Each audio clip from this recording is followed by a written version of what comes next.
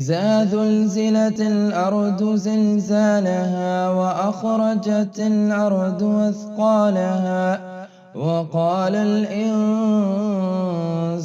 ما لها يومئذ تحدث أخبارها بأن ربك أوحى لها يومئذ يصدر الناس أشتاتا ليروا أعمالهم فمن يعمل مثقال ذرة خيرا يره ومن يعمل مثقال ذرة